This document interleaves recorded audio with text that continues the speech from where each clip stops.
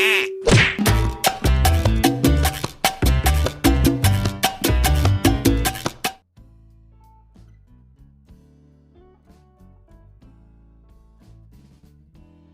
mengamati. Mengenal benda gas lebih dekat. Ingatkah kamu wujud benda selain padat dan cair? Benda juga dapat berwujud gas. Benda gas ada di mana-mana. Contohnya udara yang kita hirup. Setiap hari kita menghirup udara. Udara termasuk benda gas. Dapatkah kamu melihat bentuk udara? Bentuk udara tidak dapat dilihat. Udara hanya dapat dirasakan. Namun, ada benda gas yang dapat dilihat. Contohnya adalah awan dan asap. Untuk mengetahui hal ini, lakukan percobaan berikut. Percobaan 1. Mengetahui sifat benda gas. Lakukan secara berkelompok. Alat dan bahan. 1. Kantong plastik bening. 2. Balon. Langkah-langkah percobaan. 1. Tiuplah balon sampai mengembang. Ikatlah mulut balon dengan karet. 2. Tiuplah kantong plastik sampai mengembang. Ikatlah mulut plastik dengan karet. 3. Amatilah bentuk balon dan kantong plastik tersebut. Bagaimanakah bentuk balon dan kantong plastik tersebut? Lengkapi tabel berikut. Berilah tanda centang jika sesuai dengan sifat udara yang kamu amati. Udara dalam balon. Bagaimanakah hasil pengamatan tentang udara di dalam balon? Ya, bentuknya berubah sesuai wadah. Tidak dapat digenggam. Udara dalam plastik. Bagaimanakah hasil pengamatan tentang udara di dalam plastik? Ya, bentuknya berubah sesuai wadah. Tidak dapat digenggam. Gas di dalam ban. Bagaimana hasil pengamatan tentang gas di dalam ban? Ya, bentuknya berubah sesuai wadah. Tidak dapat digenggam. Gas di tabung LPG. Bagaimana hasil pengamatan tentang gas di tabung LPG? Ya, bentuknya berubah sesuai wadah. Tidak dapat digenggam. Udara di dalam bola. Bagaimana hasil pengamatan tentang udara di dalam bola? Ya, bentuknya berubah sesuai wadah. Tidak dapat digenggam. Kalian bisa menuliskan benda-benda sesuai dengan hasil pengamatanmu. Dari hasil percobaanmu, simpulkan sifat benda gas. Benda gas mempunyai sifat. Bentuknya berubah sesuai wadah. Dan tidak dapat digenggam. Percobaan 2. Lakukan secara berkelompok. Alat dan bahan. 1. Benang secukupnya. 2. Balon 2 buah. 3. Sebatang lidi atau kayu tipis. Langkah-langkah percobaan. 1. Tiupkan udara ke dalam 2 buah balon. 2. Tiupkan sampai kedua balon sama besar. 3. Ikat setiap balon dengan benang. Sisakan benang dengan panjang secukupnya. 4. Pada setiap ujung lidi atau kayu gantungkan 1 buah balon yang telah terisi udara. Usahakan posisi lidi atau kayu tetap mendatar. 5. Perlahan-lahan tusuklah sebuah balon yang berisi udara. Perhatikan udara yang keluar dari tempat yang ditusuk. 6. Letakkan tanganmu di dekat tempat keluarnya udara. Apakah yang terjadi? 2 buah balon digantungkan pada kedua ujung kayu. Perhatikan, kedua balon sama besar. Kemudian, sebuah balon dikempiskan, sehingga 1 balon berisi udara menjadi lebih berat dibandingkan balon yang telah dikempiskan. Apakah yang terjadi setelah satu balon ditusuk? Tuliskan jawabanmu. Setelah satu balon ditusuk, udara yang keluar dari balon dapat dirasakan. Balon yang masih terisi udara menjadi lebih besar dan lebih berat dibandingkan balon yang telah dikempiskan. Simpulkanlah sifat benda gas. Benda gas mempunyai sifat dapat dirasakan, mempunyai massa dan volume. Sekarang ayo menulis. Kamu telah melakukan percobaan untuk mengetahui sifat benda gas. Apa yang kamu ketahui tentang benda gas? Tuliskan hasilnya pada kolom berikut. Perhatikan penulisan huruf besar dan tanda baca. Benda gas mempunyai beberapa sifat, yaitu bentuknya berubah sesuai wadah, tidak dapat digenggam, dapat dirasakan, mempunyai massa dan volume. Sekarang ayo mencoba. Kamu telah mempelajari wujud dan sifat benda padat, cair, dan gas. Buatlah teka-teki silang yang berkaitan dengan tema tersebut. Lakukan secara berpasangan. Buatlah 5 pertanyaan mendatar. Buat juga 5 pertanyaan menurun. Perhatikan contoh berikut. Pertanyaan mendatar. 1. Wadah tempat minum. Cangkir. 2. Isi balon yang ditiup. Udara. 3. Benda padat berbentuk bulat. Ban. 4. Salah satu jenis benda. Padat. 5. Benda gas yang terjadi karena api. Asap. 6. Benda padat yang rasanya manis. Gula. Pertanyaan menurun. 1. Wujud dari minyak. Cair. 2. Contoh benda gas. Uap. 3.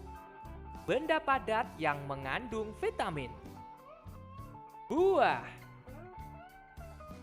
4. Waktu udara paling baik. Pagi. 5. Untuk minum. Air. 6.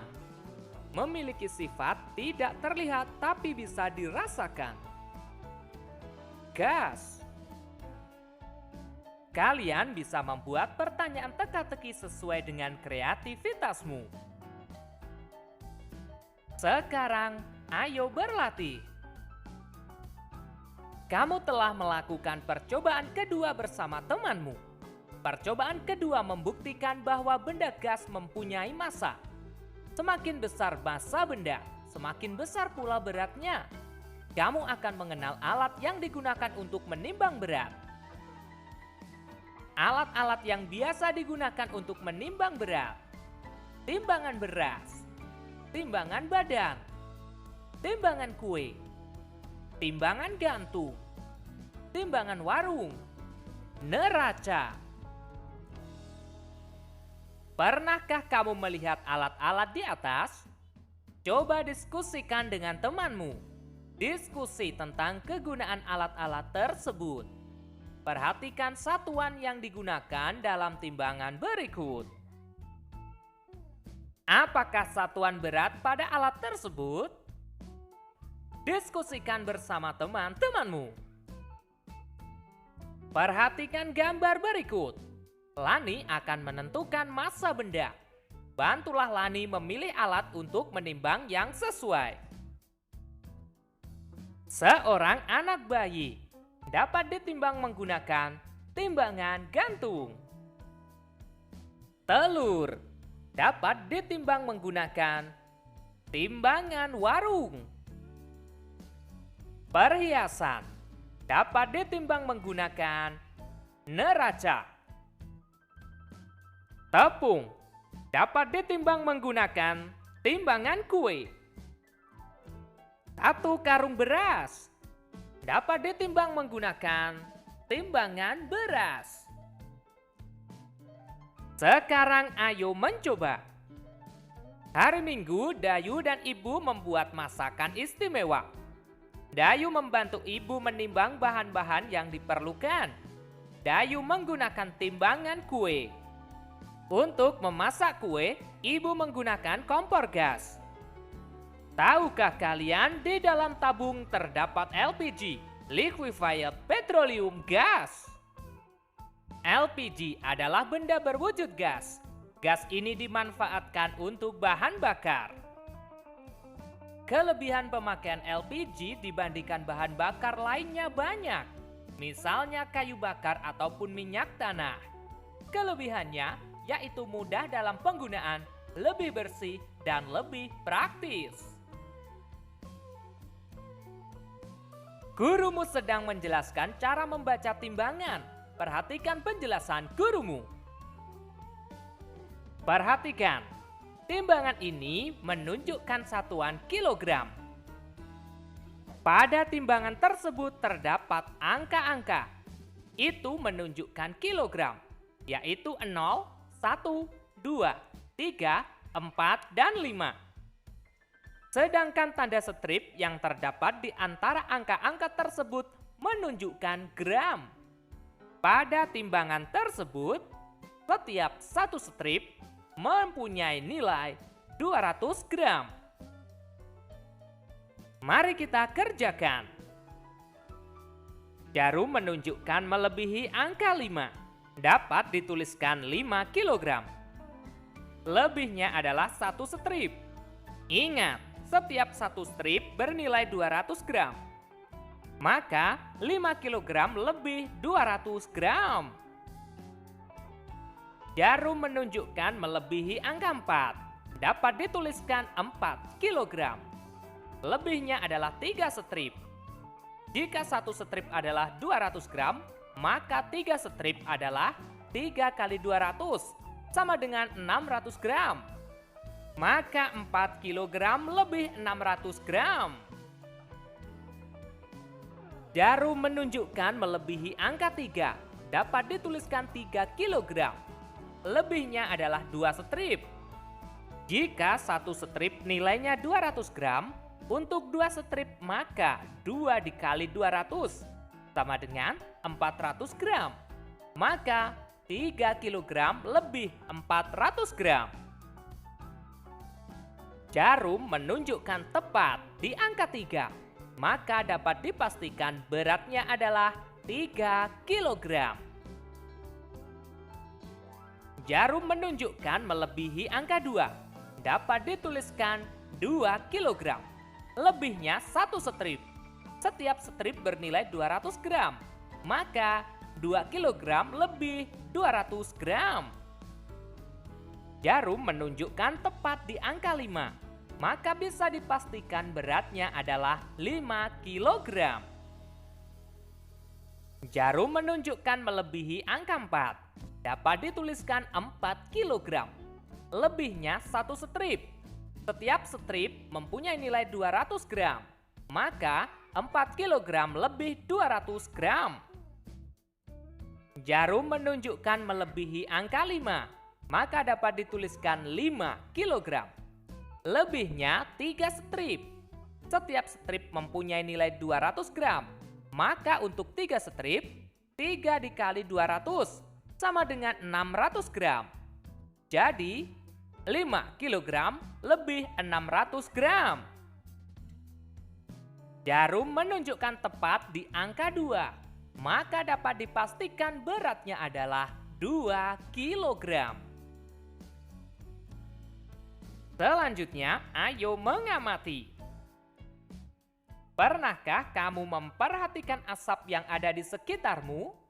Banyak asap di sekitarmu, misalnya asap kendaraan, hasil pembakaran sampah, dan dari sebuah pabrik. Apakah wujud asap itu?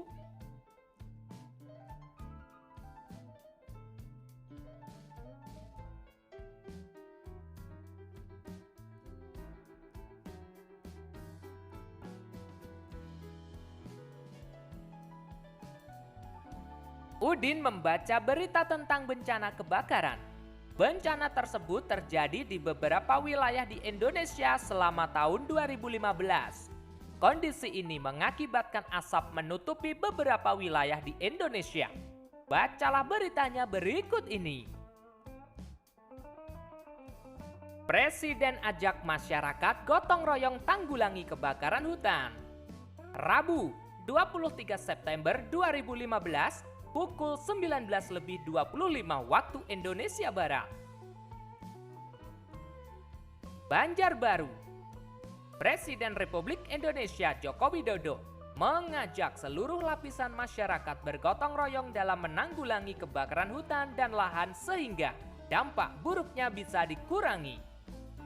Masyarakat harus bahu-membahu membantu karena gotong royong adalah jalan keluar menanggulangi kebakaran hutan dan lahan. Ujarnya di Banjarbaru, Kalimantan Selatan, Rabu.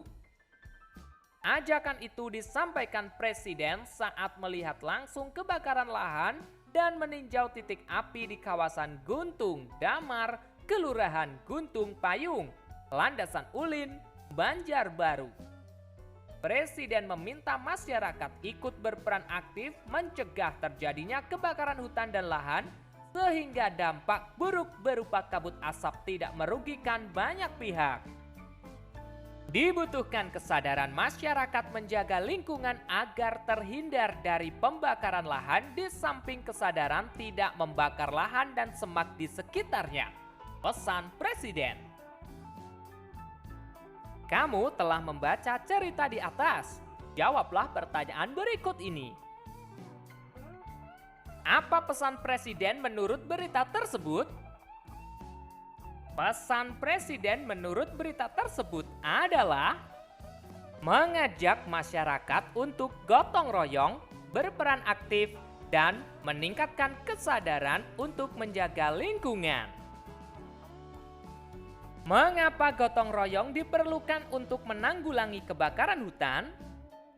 Gotong royong diperlukan untuk menanggulangi kebakaran hutan karena gotong royong adalah jalan keluar menanggulangi kebakaran hutan dan lahan.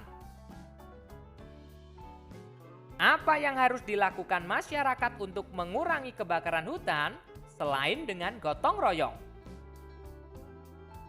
Yang harus dilakukan masyarakat untuk mengurangi kebakaran hutan selain dengan gotong royong adalah meningkatkan kesadaran untuk menjaga lingkungan. Tuliskan pengalamanmu dalam bergotong royong. Pada saat lomba kebersihan kelas, aku dan teman-temanku bergotong royong untuk membersihkan kelas bersama-sama. Kami membagi tugas dengan adil. Kami melakukan gotong royong dengan penuh semangat. Kalian dapat menuliskan sesuai dengan pengalamanmu. Sekarang ayo berdiskusi. Apa pendapatmu tentang pernyataan di bawah ini? Berikan tanda centang di kolom yang tersedia. Membersihkan kelas bersama merupakan contoh gotong royong. Setuju. Gotong royong adalah ciri khas bangsa Indonesia. Setuju. Kegiatan gotong royong hanya dapat dilakukan di lingkungan rumah. Tidak setuju. Gotong royong dapat dilakukan di mana saja. Gotong royong membuat pekerjaan yang sulit menjadi mudah. Setuju. Kegiatan gotong royong harus dilakukan dengan ikhlas. Setuju. Gotong royong akan mempererat tali persaudaraan. Setuju. Tidak turut serta bergotong royong karena jumlah orang yang ikut gotong royong sudah banyak. Tidak setuju. Semakin banyak jumlah orang yang ikut serta, maka pekerjaan akan semakin cepat selesai. Kita harus melestarikan kegiatan gotong royong. Setuju.